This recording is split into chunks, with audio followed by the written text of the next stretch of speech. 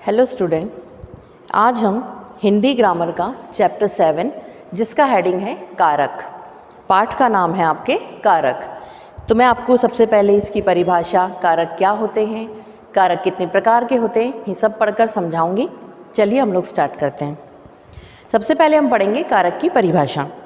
संज्ञा अथवा सर्वनाम का वह रूप जो क्रिया से अपना संबंध प्रकट करता है कारक कहलाता है। संज्ञा या सर्वनाम का वह रूप। अब संज्ञा क्या होती है आप जानते हैं ना। संज्ञा होती है नाउन, मतलब किसी भी जगह के नाम, किसी वस्तु का नाम या किसी व्यक्ति का नाम, किसी जानवर का नाम, फूल, पेड़ पौधे, किसी भी चीज़ का नाम जो होता है उसे हम संज्ञा कहते हैं। और सर्वनाम वो नाम न लेते हुए हम उसको मैं, तुम, हम, उसको, इसको इस तरह से संबोधित करते हैं, तब वो सर्वनाम हो जाता है। तो इन दोनों के साथ जो क्रिया अपना संबंध प्रकट करती, क्रिया मतलब होता है कोई काम करना, जो भी काम हम कर रहे हैं उसे कहा जाता है कि हम ये क्रिया कर रहे हैं। तो अब जैसे मैं आपको पढ़ा रही हूँ तो मैं क्या कर रही हूँ, पढ़ाने की क्रिया कर रही हूँ, मतलब पढ़ाने का काम कर रही हूँ। क्रिया कहा जाता है जो काम हम कर रहे हैं उससे अपना संबंध प्रकट करना कि हम कौन सा काम कर रहे हैं, उसे क्या कहते हैं, कारक कहते हैं। वाक्यों में पाए जाने वाले शब्द परस्पर संबद्ध होते हैं, उनमें संबंध को व्यक्त करना कारकों का काम है। अब वाक्य में पाए जाने वाले जो शब्द, मतलब एक सेंटेंस में जितने वर्ड्स होते हैं उनमें आपस में बीच में क्या होता है, एक रिलेशन होता है, एक संबंध होता है। तो उन संबंधों को जो व्यक्त करता है, प्रकट करता है, वो क्या कहलाता है, कारक। कारकीय चिन्ह या परसर।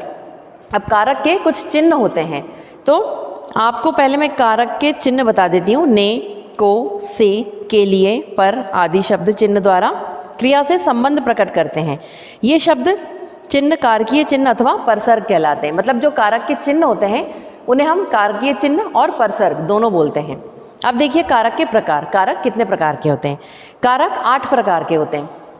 ये देखिए मैंने आपको बताया कारक 8 प्रकार के होते हैं। सबसे पहला होता है कर्ता कारक, दूसरा कर्म कारक, तीसरा करण कारक, चौथा संप्रदान कारक, पांचवा अपादान कारक, छठा संबंध कारक, सातवां अधिकरण कारक और लास्ट है जो 8th वो है संबोधन कारक। ये सब 8 प्रकार के कारक होते हैं। पहला नाम है कर्ता कारक, दूसरा कर्म कारक, तीसरा करण कारक, चौथा संप्रदान, पांचवा अपादान, संबंध, अधिकरण और संबोधन। अब इनके कुछ कारकीय चिन्ह जो अभी मैंने आपको ऊपर पढ़ाया कि इनके कुछ चिन्ह होते हैं जो इन्हें प्रदर्शित करते हैं कि ये कर्ता कारक है या कर्म कारक है। तो कर्ता का क्या चिन्ह होता है, ने, कर्म का को, करण का होता है से, संप्रदान का के लिए, अपादान का से, फिर संबंध का होता है का, की और के, तीनों चिन्ह होते हैं इसके। फिर अधिकरण कारक का होता है मैं और पर, और संबोधन का होता है और अरे। तो मैं आपको बताती हूँ कि इन चिन्हों का प्रयोग कैसे कम करते हैं। अब देखिए कर्ता जो काम करें। कर्ता क्या होता है, जो कोई इंसान काम कर रहा है, मतलब काम करने वाले को हम कर्ता कहते हैं। कर्म होता है जिस पर क्रिया का फल पड़े। कर्म मतलब कि हमारे कर्म क्या, जैसे आप कहते हैं ना, बहुत से बड़े बड़े की कहावत कही जाती है कि कर्मों का फल अवश्य मिलेगा, मतलब जो काम हम कर रहे हैं उसे कर्म कहते हैं। फिर करण, काम करने का साधन। करण क्या होता है, काम करने का साधन कि हम किससे काम कर रहे हैं। अब जैसे मैं आपको ब्लैक बोर्ड पर लिख कर बता रही हूँ, तो मैं ब्लैक बोर्ड पर लिख किस चीज़ से रही हूँ, मेरे पास कौन सा साधन है, चौक। तो चौक क्या हुआ, मेरा साधन हुआ जिससे मैं ये काम कर रही हूँ। फिर संप्रदान, जिसके लिए क्रिया की जाए। संप्रदान क्या होता है कि हम क्रिया किसके लिए कर रहे हैं। मैं क्रिया किसके लिए कर रही हूँ, आप लोगों के लिए, मतलब मैं पढ़ा रही हूँ, पढ़ाने की क्रिया किसके लिए कर रही हूँ, आप लोगों के लिए। अपादान, जिससे कोई वस्तु अलग हो। अपादान का मतलब होता है जिससे कोई वस्तु को अलग की जाए, मतलब किसी भी चीज़ से किसी चीज़ को अलग करना, पृथक करना। जैसे ये देखिए अपादान मतलब से, तो हम जब अलग करते हैं किसी चीज़ को तो उसे कहते हैं अपादान। फिर संबंध, जब हमारे दो किसी चीज़ों के बीच में, किसी व्यक्ति के बीच में संबंध बताया जाता है उसको हम कहते हैं संबंध कारक। किसी दो वस्तुओं के बीच, जानवरों के बीच, व्यक्तियों के बीच, उसे हम क्या कहते हैं, संबंध कारक। मतलब का, की और के, जैसे ये उसका लड़का है, ये उसकी लड़की है, तो क्या संबंध बताया जा रहा है। फिर अधिकरण, जो क्रिया का आधार हो। अधिकरण क्या होते हैं, जो हमारी क्रिया का आधार हो। अधिकरण का होता है मैं और पर। अधिकरण के चिन्ह कौन से हैं, मैं और पर। फिर संबोधन, जिससे किसी को पुकारा जाए। संबोधित करना मतलब किसी को पुकारना, किसी को आवाज लगाना, तो ये क्या होता है, संबोधन कारक। अब देखिए मैं आपको इसको एक्सप्लेन करके बताती हूँ। कर्ता कारक, संज्ञा या सर्वनाम के जिस रूप से क्रिया करने वाले का बोध हो उसे कर्ता कारक कहते हैं। अब कर्ता कारक क्या होता है कि संज्ञा या सर्वनाम के जिस रूप से क्रिया करने वाले का मतलब जो काम कर रहा है उसका पता चलता है, उसे हम कहते हैं कर्ता कारक। धोबी ने गधे को पीटा, इसका उदाहरण दिया हुआ है, धोबी ने गधे को पीटा, मतलब किसने पीटा? धोबी ने। और तो धोबी कौन हुआ? वो काम करने वाला, कि वो कौन सा काम कर रहा है? पीटने का। अब इसमें देखिए ने, आपको ये चिन्ह आ गया ना, धोबी ने, ये चिन्ह का यूज हुआ तो क्या है? ये कर्ता कारक हुआ। फिर अब कर्म कारक सेकंड, वाक्यों में प्रयुक्त जिस शब्द पर कर्ता द्वारा किए जाने वाले कार्य का प्रभाव या फल पड़ता है उसे कर्म कारक कहते हैं। इसका विभक्ति चिन्ह को है, परंतु कभी कभी यह बिना विभक्ति चिन्ह के भी पाया जाता है। अब देखिए, मोहन ने फूल को देखा, मोहन ने फूल को देखा, किसको देखा? फूल को। मतलब कर्म कारक क्या होता है कि हम कौन सा काम कर रहे हैं, तो उस देखने का काम कर रहा है वो। मोहन क्या कर रहा है? देखने का काम कर रहा है। और किसको देखने का? फूल को। इसमें को आ गया सेंटेंस में, मैंने जो आपको वाक्य बोला उसमें को प्रयुक्त हो रहा है, तो ये चिन्ह जब प्रयुक्त होता है तो ये हो गया कर्म कारक। करण कारक, जिस साधन के द्वारा कर्ता कार्य करता है उसे करण कारक कहते हैं।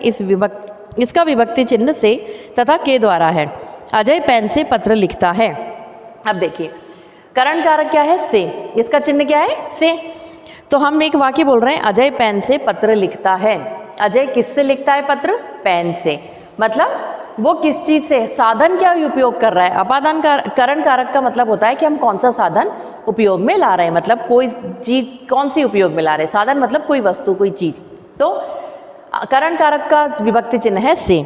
अजय पेन से पत्र लिखता है, किससे लिखता है? पेन से।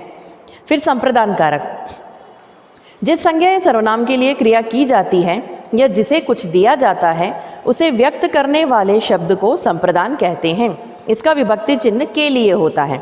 अब इसमें देखिए उदाहरण दिया है, यह दूध मोहन के लिए है। संप्रदान कारक का विभक्ति चिन्ह क्या है? के लिए। मतलब हमारा वाक्य में के लिए प्रयोग में आएगा। तो यह दूध मोहन के लिए है, किसके लिए है? मतलब कोई चीज़ या कोई वस्तु जब किसी को दी जाती है तो वो किसके लिए दी जा रही है? तो यह दूध मोहन के लिए, दूध किसके लिए है? मोहन के लिए। आपके सेंटेंस में आ गया के लिए, ये शब्द प्रयुक्त हुआ है, जो विभक्ति चिन्ह है वो सेंटेंस में प्रयुक्त होते हैं। फिर अपादान कारक, जिस संज्ञा या सर्वनाम से किसी अन्य संज्ञा या सर्वनाम का अलग होना पाया जाए उसे अपादान कारक कहते हैं। अब देखिए, आपका करण कारक में भी से प्रयुक्त होता है और अपादान कारक में, लेकिन ये दोनों अलग अलग अर्थ में प्रयुक्त होते हैं। ये होता है साधन के लिए, मतलब किस चीज़ से हम उस काम को कर रहे हैं, कौन सा साधन है, और ये होता है किसी चीज़ से अलग करने को। तो अजय घर से निकला, अजय घर से निकला मतलब अजय घर से क्या हो गया? अलग हो गया। ये जो चिन्ह है ये अलग करने के लिए, पृथक करने के लिए प्रयोग में लाया जाता है। तो आपको समझ में आ गया होगा। फिर संबंध कारक, जिस संज्ञा या सर्वनाम का संबंध वाक्य में आए हुए अन्य संज्ञा शब्द से प्रकट किया जाए।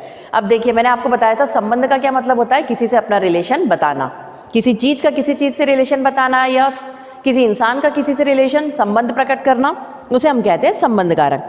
तो यह अखिल का घर है, ये किसका घर है? अखिल का। उस घर से किसका संबंध है? अखिल का। ये अखिल का उस घर से संबंध है, दोनों में संबंध प्रकट हो रहा है कि घर और अखिल का संबंध है आपस में। तो का, की और के, ये तीनों विभक्ति चिन्ह संबंध कारक में प्रयुक्त होते हैं। अब आपका नेक्स्ट है अधिकरण कारक, संज्ञा या सर्वनाम के जिस रूप से क्रिया के आधार का बोध हो। अब देखिए, संज्ञा या सर्वनाम के जिस रूप से क्रिया के आधार का मतलब क्रिया किस आधार पर की जा रही है, यानी काम किस आधार पर किया जा रहा है, जब ये पता चलता है तो उसे हम कहते हैं अधिकरण कारक। बंदर पेड़ पर बैठा है, मतलब बंदर कहाँ बैठा है? पेड़ पर। मतलब आधार क्या हुआ उस काम का? बैठने का काम कर रहा है, उसका आधार क्या हो गया? पेड़। पेड़ पर, ये देखिए आप, में और पर।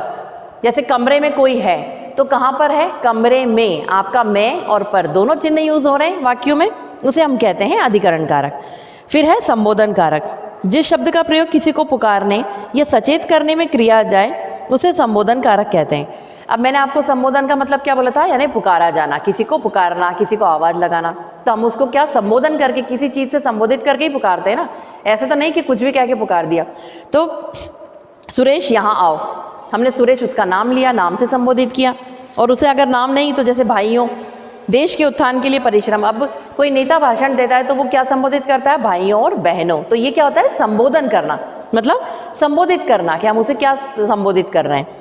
फिर हे राम कृपा करो, हम लोग बोलते हैं हे राम, सुबह बहुत से बुजुर्ग लोग उठकर कहते हैं हे राम, हे प्रभु, हे ईश्वर। ये क्या होता है? संबोधन। तो इसमें हे और अरे इसकी विभक्ति चिन्ह है, ये रहे हे और अरे। अब इसमें करण कारक और अपादान कारक में अंतर। दोनों कारकों में विभक्ति चिन्ह का प्रयोग होता है, किसका? से का। करण कारक में इसका प्रयोग साधन के लिए, ये देखिए करण कारक में साधन के लिए, और अपादान कारक में अलग करने के भाव के लिए प्रयुक्त होता है। अब देखिए इसमें करण कारक का एक उदाहरण दिया है, हरी चम्मच से खाता है, मतलब साधन क्या हुआ? चम्मच। और वृक्ष से पत्ते गिरते हैं, वृक्ष के पत्ते गिरते हैं, तो वो क्या हो गया? वृक्ष से पत्ते गिरते हैं, मतलब वृक्ष से अलग हो गए पत्ते गिर के। तो ये दोनों में इनमें मेन अंतर है, मुख्य अंतर है। तो स्टूडेंट आपको ये चैप्टर समझ में आ गया होगा। इस चैप्टर में कारक क्या होते हैं, कारक कितने प्रकार के होते हैं, कारक जितने प्रकार के होते हैं उन सभी कारकों के चिन्ह क्या होते हैं, या उनके परसर्ग चिन्ह और परसर्ग एक ही शब्द है, ये सब आपको बताया गया है। और इनको कैसे यूज़ किया जाता है, उनकी विभक्ति चिन्हों को वाक्य में कहाँ कहाँ प्रयुक्त किया जाता है और किस तरह से प्रयोग में लाया जाता है। तो स्टूडेंट आपको ये चैप्टर समझ में आ गया होगा। इस चैप्टर की बुक की एक्सरसाइज फिल करके मैं व्हाट्सएप पे सेंड कर दूंगी, और इसके क्वेश्चन आंसर आपको रिटर्न में सेंड कर दिए जाएंगे, जिन्हें आपको हिंदी ग्रामर की कॉपी में नोट डाउन करना है। Thank you student.